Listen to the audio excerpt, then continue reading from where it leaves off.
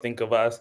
And today I'm tuning in from Washington, D.C., where I work and live on the unceded land of the Acosta Nation. Today's programming will be opening up with a tribute to LGBTQIA plus young people in response to the recent targeting of trans young people. The tribute will be followed by remarks from the White House, the Office of the Surgeon General, and followed by a presentation by the Children's Bureau, our own Associate Commissioner Asia E. Schomburg of the Strategic Priorities of the Year. I am honored that you all have decided to join us today, and we are looking forward to being with you here.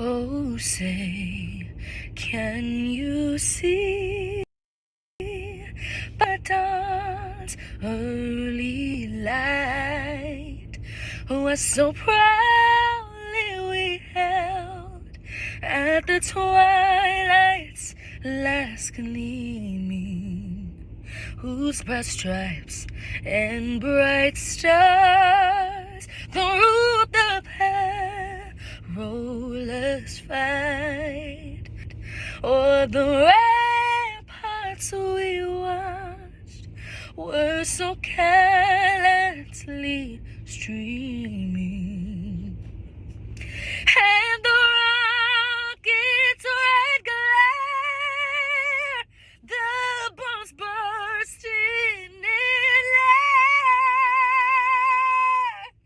gave proof through the night that our flag was still there. Oh, say does that star-spangled banner yet wave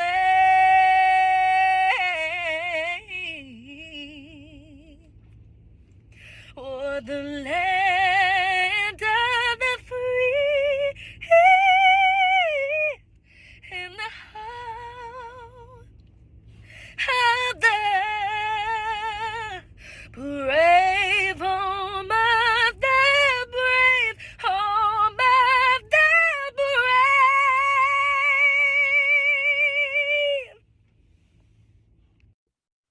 Hi, I'm Dante. I'm calling in from Murray, Kentucky. I am a transgender male, and today I'm reading Normal by Timothy Dennis. What is normal? Is it a feeling? Perhaps an emotion, whatever it is, I will never know. Is it a prescription? What aisle is it at the grocery store? Is it something I can even afford? Wherever would I find it? What does it smell like? Can you touch it? Perhaps it tastes good, but how would I know if I found it? What is normal? I was an LGBTQ youth in placements that were not accepting, and that's why I wrote this poem. Timothy Dennis. That Child by Sheila May Somerville. The perfect foster child. Everyone wanted in their home, but no one wanted to nurture that foster child. Only good enough to show off, but not worthy of love and care from those trusted with her care. Fighting for full custody of her life, this foster child is shunned, shushed, ignored, and made a void. Wondering what the perfect foster child did so wrong. She just followed the image, the pedestal her foster parents and social workers had. Hidden when inconvenient, lifted up when vital. Tokenized for funding, penalized for truth speaking. May as well have been the same psychological warfare before care. Different rules, same fool. Learning to ride the ocean of the foster care system, surviving the same beach as what was home before care, just a different wave.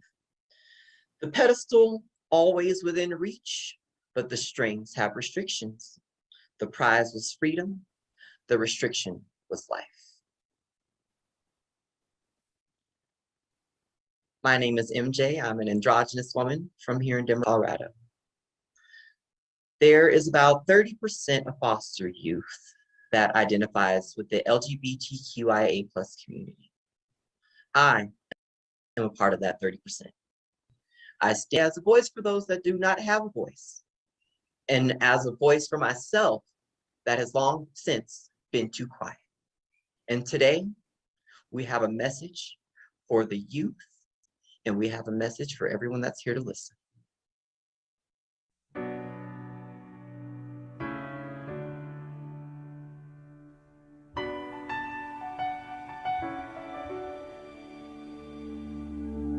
I am not a stranger to the dark.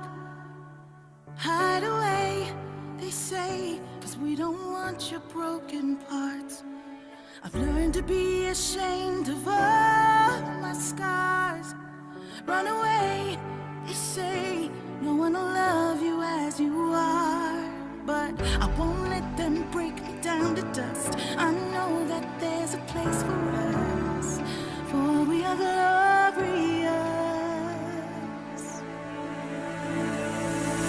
When the sharpest words wanna cut me down, I'm gonna send the blood, gonna drown them out. I am brave, I am bruised, I am who I'm meant to be. This is me.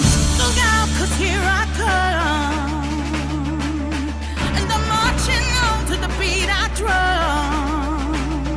I'm not scared to be seen, I make no apologies. This is me.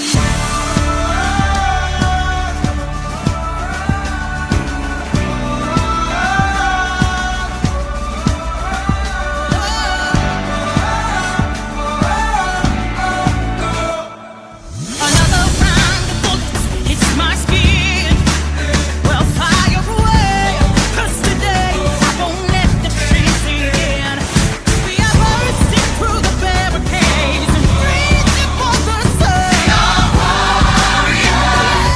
That's what we become. I won't let them break me down to dust. I know that there's a place for us. Oh, we are glorious. When the sharpest words wanna cut me down, I'm gonna send the blood, gonna drown them out. I am brave, I am bruised, I am who I'm meant to be. This is me. Look out, 'cause here I come, and I'm marching on to the beat I drum. I'm not scared to be seen, I make no apologies. This is me.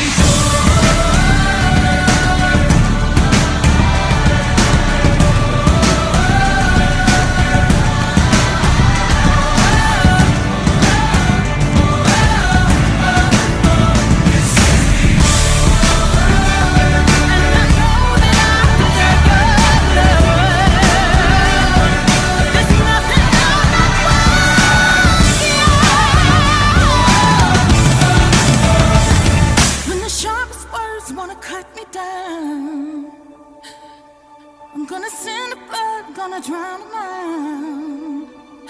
This is brave, this is bruised, this is who I'm meant to be. This is me.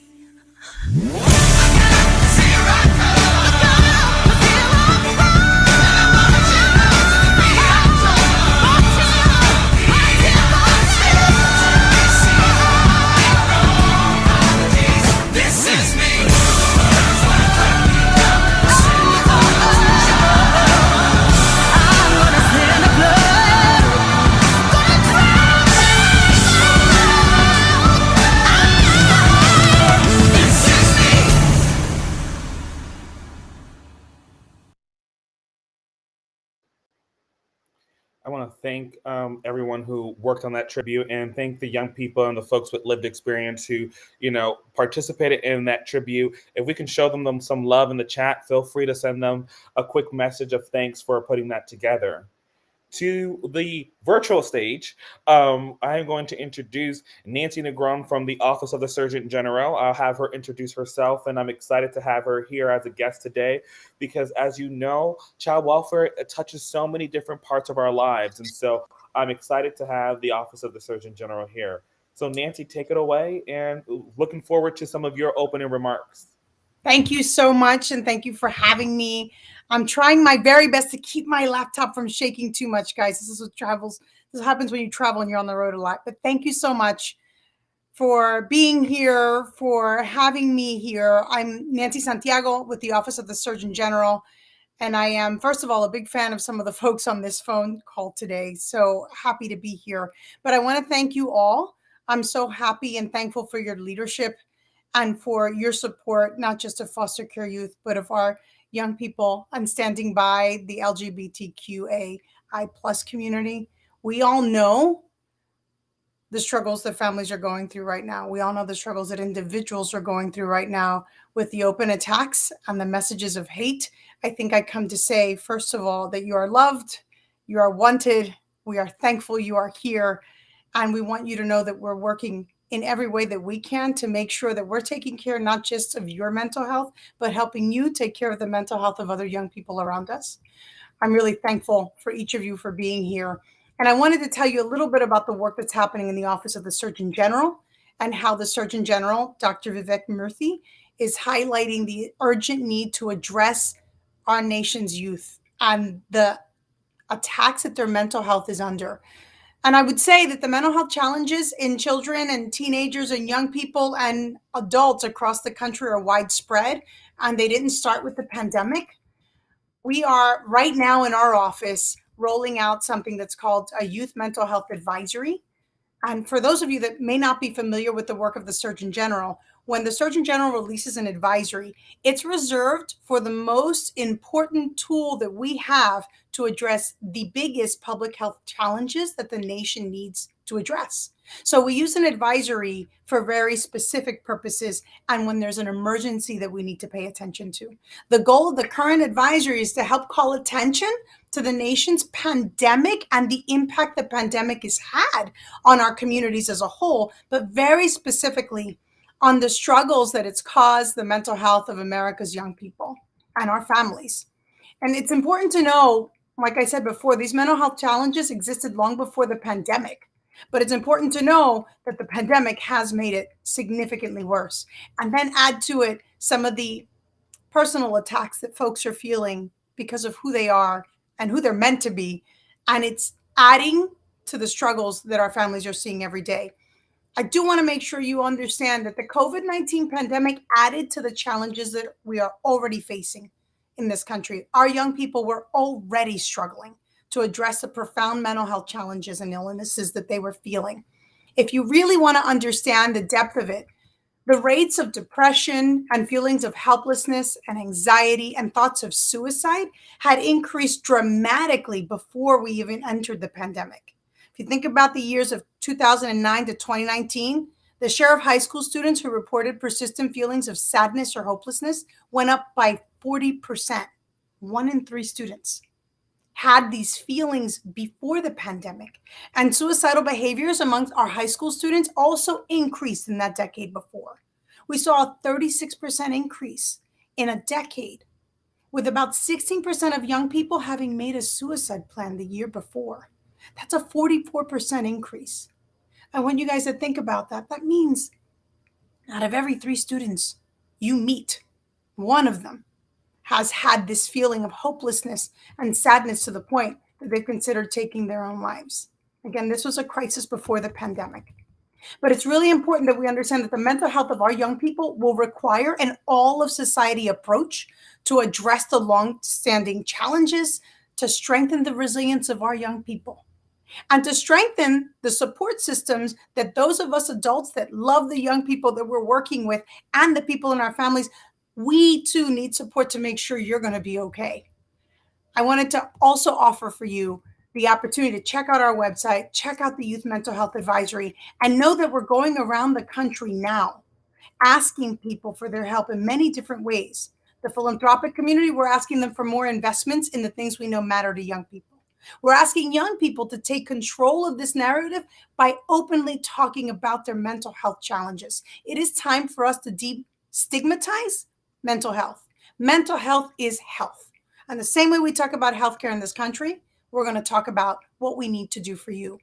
So for our purposes, I want to make sure that you know that we are out there getting our message out to the public around how mental health is a health issue.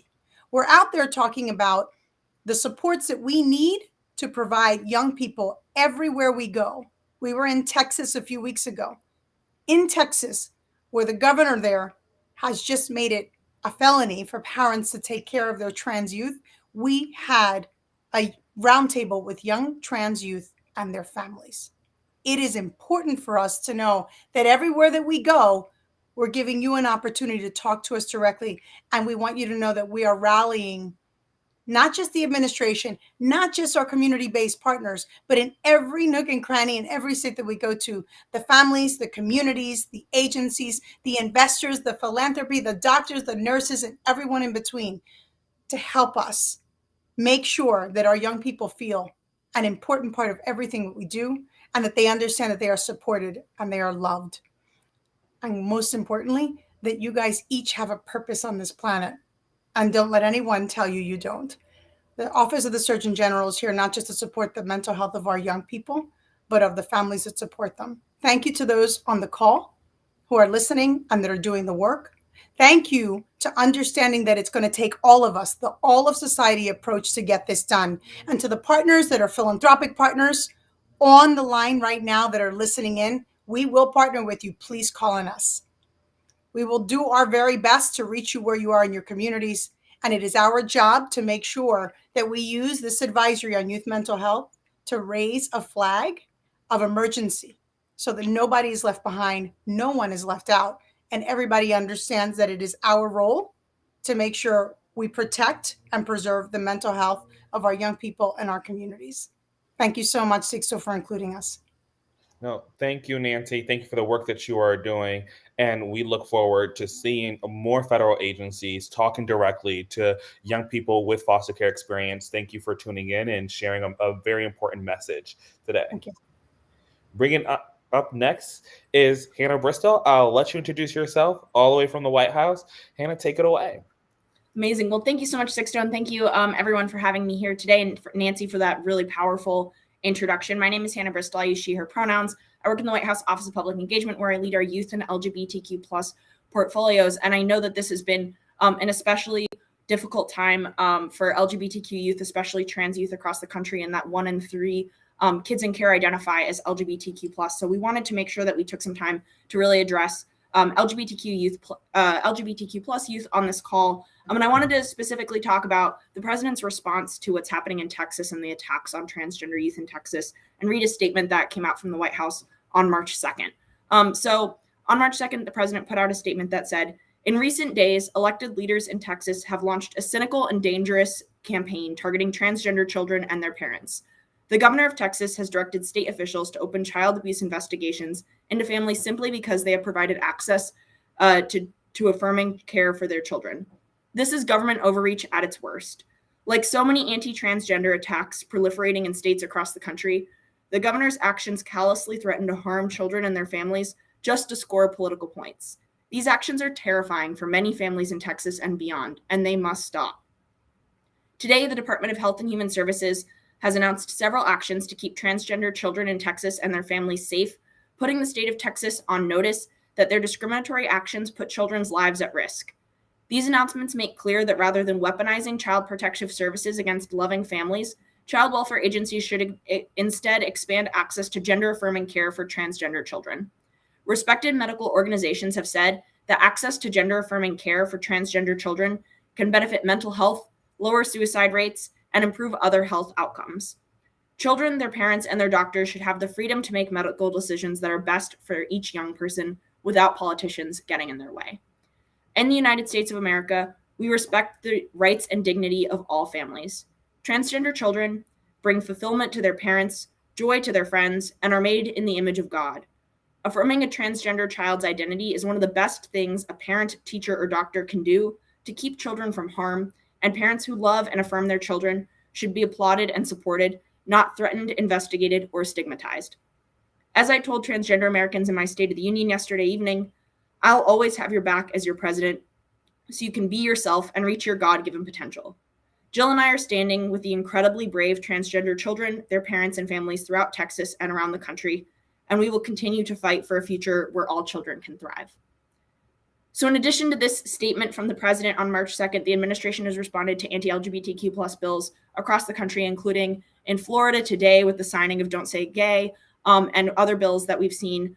And we just wanted to make sure that we stated support for LGBTQ plus kids across the country. We're working every day to make sure that we are able to advocate for you all, to support you all. And I wanted to make sure that you all knew that we have your backs. I know that Transgender Day of Visibility is on Thursday. Stay tuned for more updates from the administration, but we love and support LGBTQ plus kids across the country, and we stand with you. The administration also is working hard to create more federal job opportunities for young people and to invest in young people in all parts of young people's lives, in housing, in healthcare, in education, in workforce development, in mental health, as Nancy detailed so well. And just making sure that we're setting young people up to be able to have the kinds of futures that we deserve, that we're setting young people up to be able to thrive. We're really proud to partner with the Children's Bureau. We're really proud to partner with across the government to make sure that we're advocating for young people and that we're able to advocate for the prosperity for young people as we think about what it looks like to build a better America. And with that, I'm going to pass it back to Sixto. Thank you so much for having me. Thank you for everyone who's on the call, and for all the LGBTQ plus youth out there. Thank you for being yourselves and for doing what you do. Well, Hannah, I have to say thank you for your words. Thank you for reading the president's statement and for always looking out for young people in foster care, young people who are part of the LGBTQIA community. And I also want to say thank you for running across the streets. Hannah was in one location. We couldn't get that location, the tech to work there. And it was so important to get this message to you that we found another location. So thank you for doing that, Hannah. It is greatly appreciated. Well, thank you for helping me get on the call. So I'm really glad I could be here with you all. There's mad love in the chat. Thank you everyone for participating in the chat. We do read these. We do send these on. So folks, feel free to put information in there. And with that being said, I'm going to introduce you to our Associate Commissioner at the Children's Bureau, Asia E. Schomburg, and for us to be able to share a few words with you and a quick presentation. Asia, want to introduce yourself, especially that we have some new young people here, some new youth boards who are joining in today. Wonderful. Thank you, Sixto. Hello, everybody. Thank you for being here. My name is Asia Schomburg. I'm the Associate Commissioner of the Children's Bureau. I'm calling in from Muncie, Lenape land today.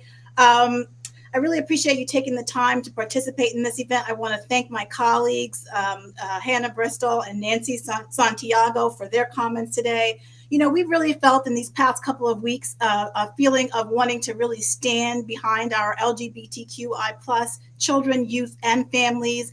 And as Hannah did, particularly in advance of the Trans Day of Visibility. So happy that we had Charnay and MJ and Dante to say a few words, and that we've kind of started this off with the inspiration that I think that we all need right now, particularly within what we're facing. So I want to say that to all of you, that we're fighting for you every day in this role at the federal government. You are all amazing humans. That is so true. You deserve safety and love, and you deserve to chart your life's course, which I will talk about in a few minutes. But I also wanted to say that the Children's Bureau released a blog that I wrote a few weeks ago, which I think someone put in the chat, so you can check it. But basically, that blog says that the Children's Bureau unequivocally and without reservation stands in support of all LGBTQI plus and gender non-conforming children and youth, especially those who are in foster care and those who have been adopted. I wanted to be clear when I wrote that blog about my language, so it's firm. You'll read it and you'll understand exactly where I'm coming from. We stand strongly in support of all of you. We are in support of affirming medical care for LGBTQI children and youth, and including those who are transgender, gender nonconforming, and especially those to whom that care is denied. And finally, I want to speak directly to LGBTQI children and youth in foster care and to all the family members, child welfare professionals, and organizations who support and affirm them daily. Thank you for your strength, your authenticity, your courage, your hard work, particularly now as we see what's happening in Texas and some other states. It's really important that we stand strong and be in support of each other and be in community with each other. At this point, I love the chat. I love reading what's going on in the chat. And so if you have words or your own declarations of support that you want to put in the chat, I want to invite you to feel free to do that. I want to invite my colleagues to do that. I want to invite young people to do that, because it's important that we're able to read and see that we are not alone in this fight. So I would appreciate it if you would do that. Sixto, let's go to the presentation. Yeah, and I'll give folks just a moment to go ahead and maybe we could even highlight some of the affirmations that were there. So for folks, just want to say thank you for doing that. And we're going to jump to the presentation.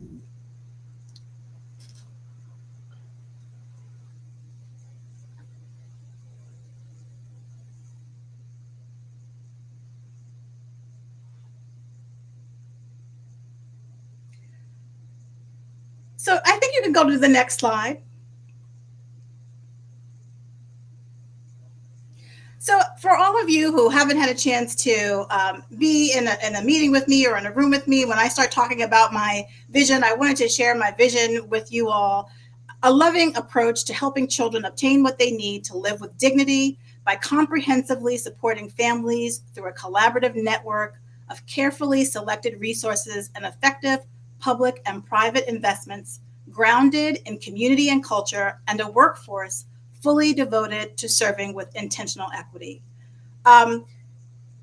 Someone asked me, why I felt like I wanted to talk about a loving approach. And the reason why I start out that way is because when I think about the work that I do, and I think about the reason why I get up and do this work every day, it's because I love the children, the youth, the families that we serve. And so I feel like we need to approach this work in a loving way. And so if there's nothing else that you get from this vision statement, think about how this work is done when you start with love and you end with love. Next slide, please.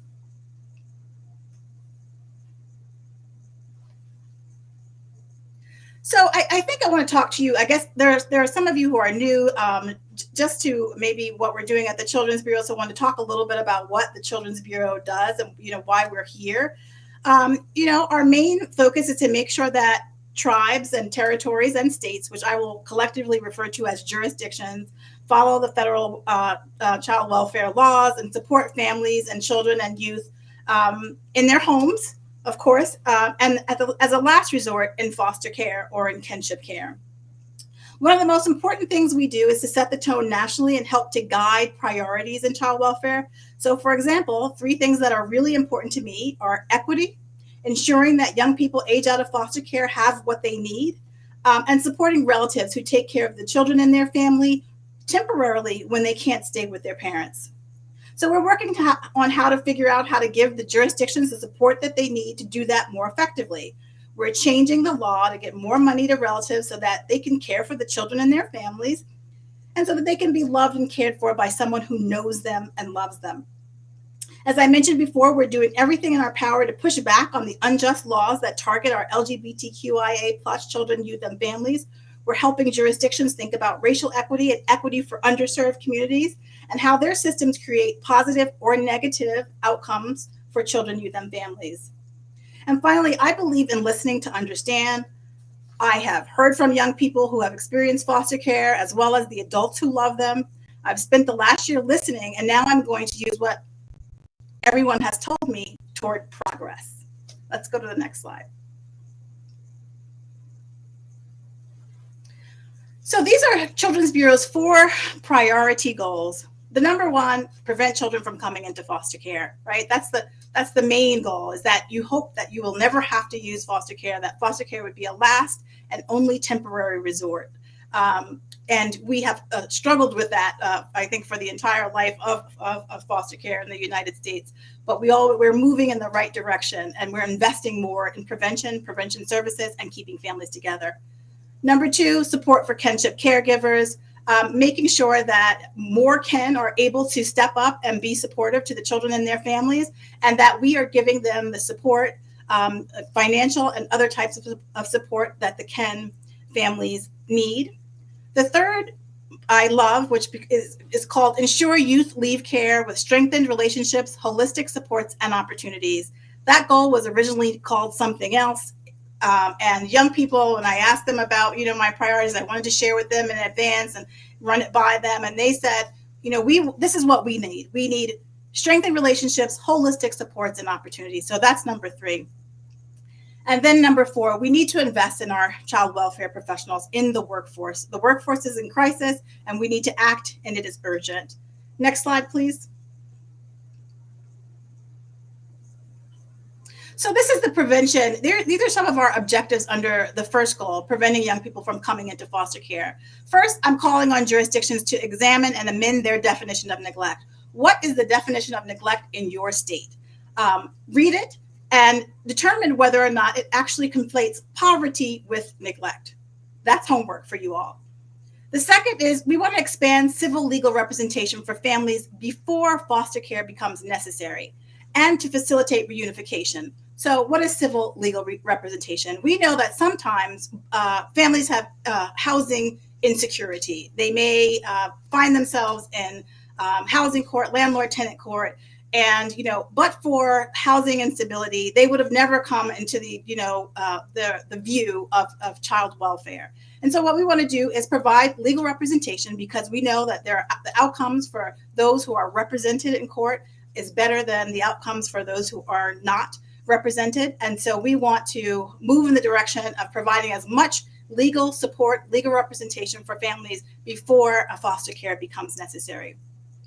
The third objective under this bucket is to strengthen our interagency partnerships for coordination and collaboration. I'll give an example. I have a strong partnership with my sister agency, HUD, a strong partnership with the Department of Education. We can't do prevention sort of in the vortex that is child welfare. We have to do prevention in coordination with other agencies that come in contact with the families. And then finally, our Family First Prevention Services Act, what we call Family First. We want to utilize the most expansive definition of candidacy.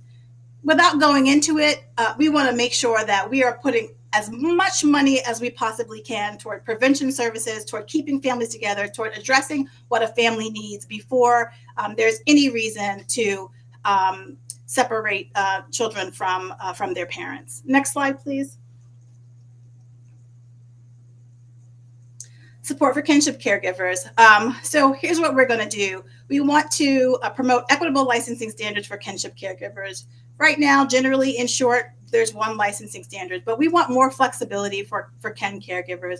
We want to be able to say, in an emergency, rather than if a child has to be separated from their parents or taken from their home as a last resort, always as a last resort. But as the first step toward that, we need to go to kin, right? We need to find the family member who can take that child or children in and support those children. And so what do we have to do? We have to make it easier for kin to be licensed and approved, and we have to support kin families when a child is staying with them. So it's not just dropping the child off with auntie, but the child would be better with auntie because he knows auntie, because auntie loves him, because auntie knows the family, because auntie knows the community. But also now we have to help auntie with a financial support to make sure that she can fully take care of her niece or nephew.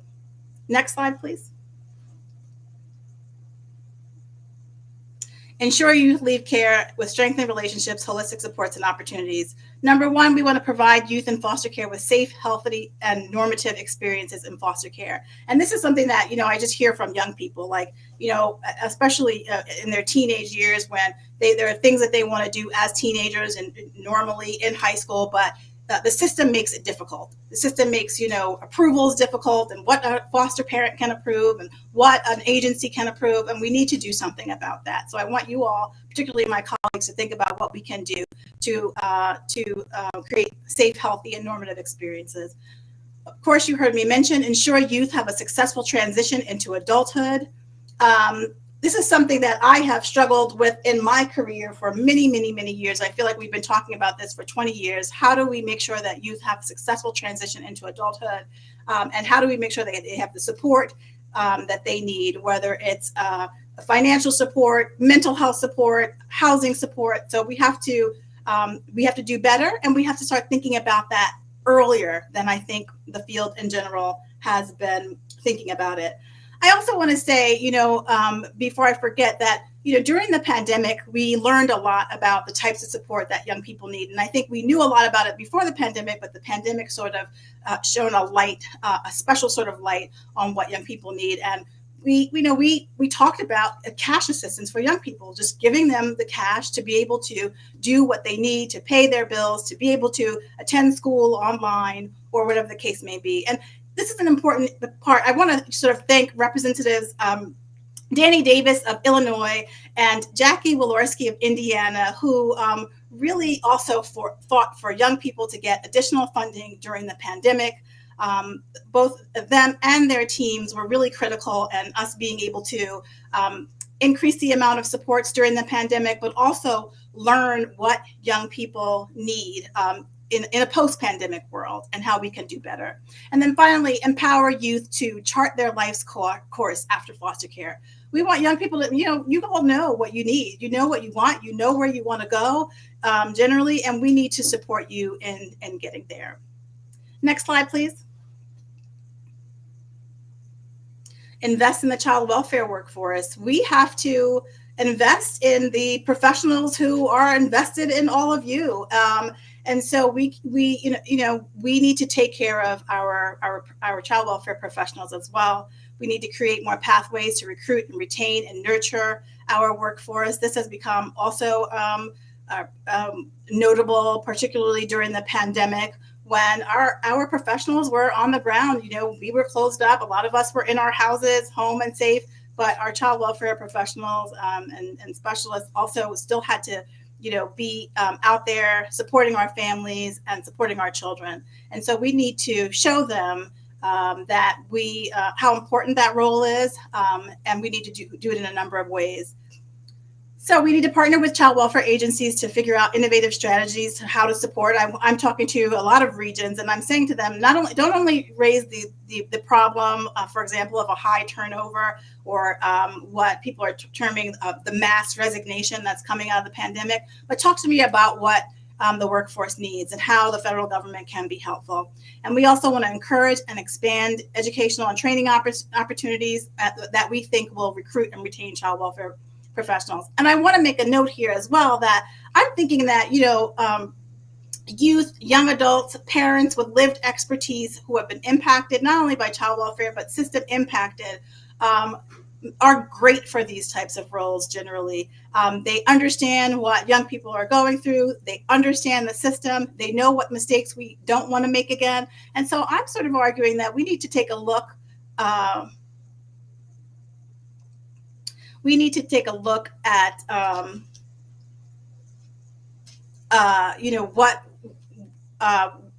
what the lived experience can bring to the profession. Next slide, please.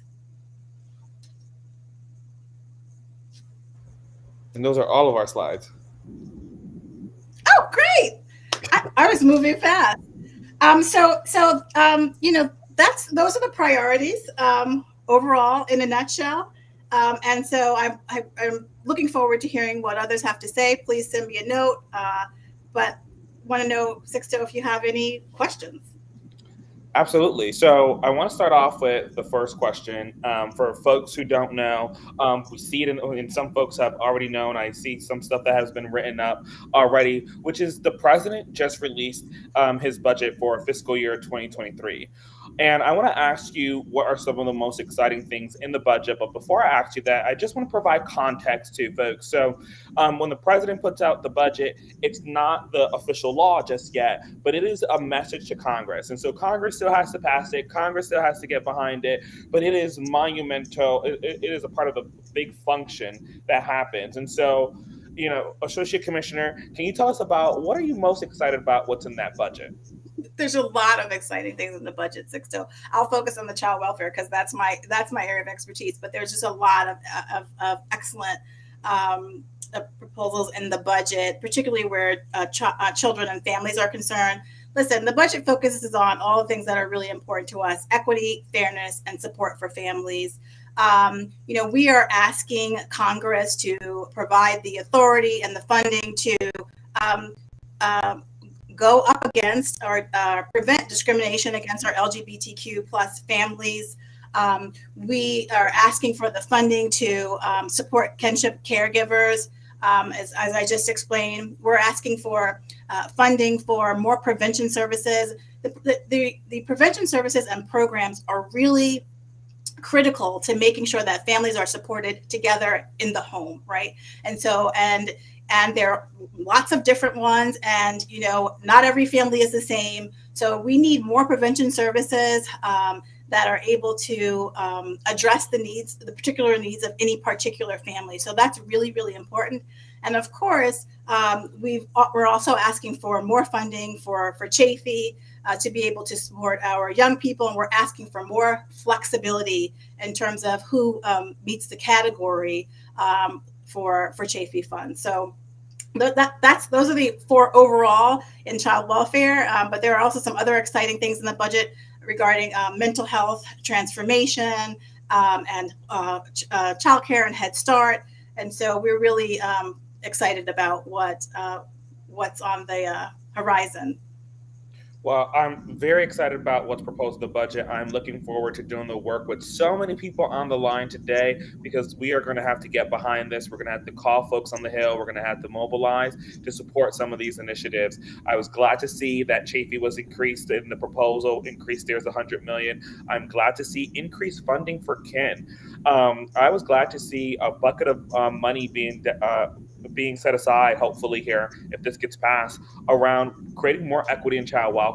So we're super excited about the direction that this is going. I want to get to the second question here. So what are your priorities to make sure that youth exit foster care with strong, permanent relationships? So this, in some ways, it's easy because if you listen to what young people have to say, and I've had many, many conversations with young people. It's actually was one of my favorite things to do.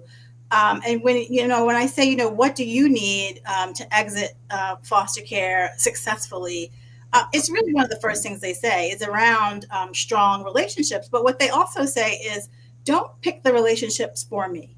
And for some, adoption is the answer. And for some young people, adoption is not necessarily the answer for them. They want to maintain connections to their families of origin.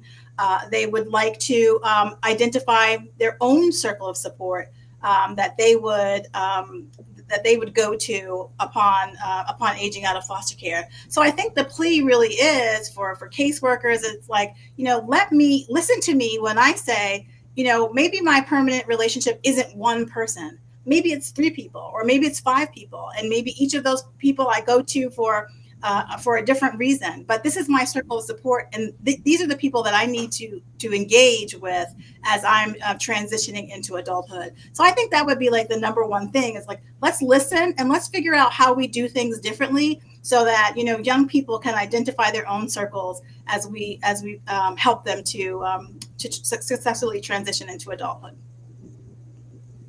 Thank you for that.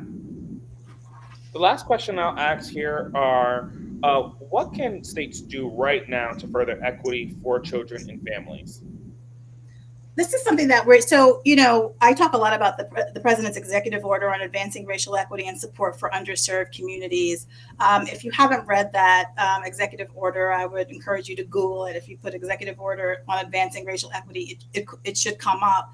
But and we're doing it at the federal government. We are using a race equity impact tool and other tools to look at our own policies, to look at gaps, to look at disparities in outcomes for the families and children that we serve, and to really say to ourselves, here's where we see inequity. Here's where we see, for example, disproportionate number of Black children entering into foster care, and let's dig into the reasons why. Or do we have a diverse group of people making this decision at the agency?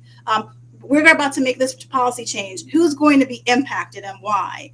So I think it's really, and sometimes it's a hard look, but bring other people into the conversation. For some of us, we have a great team, internally, and sometimes you need to go externally and say, help us do this work. We want to get this done. We want to be a more equitable space, but we need help. And so don't be afraid to ask for help, but also don't be afraid to ask the difficult questions of yourself and of your agency about how to create more equitable outcomes for children and families.